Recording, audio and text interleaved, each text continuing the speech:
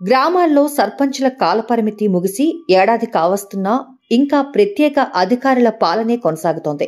దీంతో అధికార పార్టీ కాంగ్రెస్ స్థానిక సంస్థల ఎన్నికలపై ఫోకస్ పెంచింది. లోకల్ బాడీస్ ఎన్నికల్లో వార్ వన్ సైడ్ అయ్యేలా హస్తం పార్టీ ప్లాన్ చేస్తుంది. ఇప్పటికే అసెంబ్లీ, లోక్సభ ఎన్నికల్లో బీఆర్ఎస్ కు గట్టి దెబ్బ తగిలింది. ఓటు బ్యాంకు సైతం భారీగా పడిపోయింది. ఇక స్థానిక సంస్థల ఎన్నికల్లోనూ ఆ పార్టీని గట్టి దెబ్బతీయాలని కాంగ్రెస్ పగడ్బందీ వ్యూహాన్ని అమలు చేస్తోంది. ఇప్పటికే అమలవుతున్న సంక్షేమ పథకాలతో పాటు కొత్తగా మరికొన్నింటిని ఇంప్లిమెంట్ చేసేందుకు సిద్ధమైంది. ఈ క్రమంలో సంక్రాంతి తరువాత స్థానిక సంస్థల ఎన్నికలు నిర్వహించాలని ప్రభుత్వం నిర్ణయానికి వచ్చినట్టు సమాచారం. అందుకే దాన్ని టార్గెట్ గా పెట్టుకొని ప్రజలకు ఎన్నికల్లో ఇచ్చిన ప్రధాన హామీలను అమలు చేయాలని ప్లాన్ చేస్తుంది. ముందుగా ఎంపీటీసీ, జెడ్పీటీసీ సభ్యుల ఎన్నికలను నిర్వహించాలని ప్రభుత్వం డిసైడ్ అయినట్టు సమాచారం. దీనికోసం అవసరమైన చట్ట సవరణలను ఇప్పటికే అసెంబ్లీ సమావేశాల్లో పూర్తి చేశారు. ఎన్నికలకు ముందు పథకాలను అమలు చేయడం ద్వారా వీలైనంత మైలేజీ పొంది ఎక్కువ స్థానాల్లో విజయం సాధించొచ్చని అధికార పార్టీ ఆలోచిస్తోంది. అందులో భాగంగానే ఇందిరమ్మ ఇండ్లు, రైతు భరోసా, వ్యవసాయ కూలీలకు నెలకు 1000 రూపాయలు, కొత్త రేషన్ కార్డుల ప్రక్రియ ప్రారంభం, పెండింగ్ లో ఉన్న మాజీ సర్పంచుల బిల్లుల విడుదల వంటివి ప్లాన్ చేస్తుంది. ఈ నెల 28న కాంగ్రెస్ పార్టీ వ్యవస్థాపక దినోత్సవం సందర్భంగా వ్యవసాయ కూలీలకు నెలకు 1000 రూపాయల చొప్పున ఇచ్చే పథకానికి ప్రభుత్వం శ్రీకారం చుట్టనున్నది. 6 నెలలకు సంబంధించిన మొత్తాన్ని ఒకేసారి ఇవ్వనుంది. దీనికోసం లబ్ధిదారుల గుర్తింపు ప్రక్రియ చురుగ్గా సాగుతున్నది. ఇక 6 గ్యారంటీల్లో రైతు భరోసా ప్రధానమైంది. ఈ పథకం ద్వారా రాష్ట్ర వ్యాప్తంగా 65 లక్షల మందికి పైగా లబ్ధిదారులు ఉన్నారు.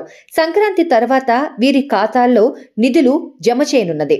ఈ నెల 30న జరగనున్న కేబినెట్ సమావేశంలో మార్గదర్శకాలకు ఆమోద ముద్ర వేయనున్నది. ఈ పథకం ద్వారా ప్రతి గ్రామంలో భారీ సంఖ్యలో రైతులను సంతృప్తి పరచవచ్చని అధికార పార్టీ ఆలోచన. 10 ఏండ్లలో ఇండ్ల నిర్మాణాల విషయంలో బీఆర్ఎస్ వ్యవహరించిన తీరుపై గ్రామాల్లో తీవ్ర వ్యతిరేకత నెలకొంది. ఈ నేపథ్యంలో రాష్ట్ర వ్యాప్తంగా 4.5 లక్షల మంది లబ్ధిదారులను ఇందిరమ్మ ఇండ్లకు ఎంపిక చేయడం ద్వారా గ్రామాల్లో కాంగ్రెస్ కు అనుకూల వాతావరణం ఏర్పడుతుందని ప్రభుత్వ పెద్దలు భావిస్తున్నారు. మొదట స్థలాలు ఉన్న వారికి ఇండ్లను కేటాయించనున్నారు.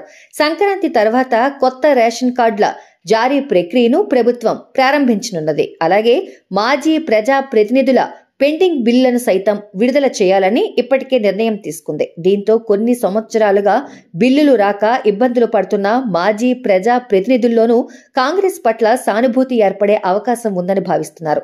ప్రధాన ప్రత్యర్థిగా ఉన్న బీఆర్ఎస్ ను ఇరకాటంలోకి నెట్టి బలహీనమైందిగా మార్చడం ద్వారా కింది స్థాయిలో పోటీ లేకుండా సులువుగా స్థానాలు గెలవచ్చనే అంచనాలో కాంగ్రెస్ పార్టీ ఉంది. గులాబీ పార్టీ అధికారంలో ఉండగా చేసిన అక్రమాలన్నింటినీ ఒక్కొక్కటిగా తవ్వుతూ బయటకు తీస్తుంది. ఈ క్రమంలో ఫార్ములా ఈ కారు రేసు కేసు నమోదైంది. ఒకవైపు ఏసీబీ, మరోవైపు ఈడీ విచారణ ప్రక్రియ మొదలుపెట్టాయి. కేటీఆర్ జైలుకు వెళ్తే పార్టీ కేడర్ ఆత్మస్థైర్యం దెబ్బతింటుందని రాజకీయ విశ్లేషకులు అంచనా వేస్తున్నారు. ఇప్పటికే పలువురు మాజీ ఎమ్మెల్యేలు ఫోన్ ట్యాపింగ్ వ్యవహారంలో విచారణకు హాజరయ్యారు.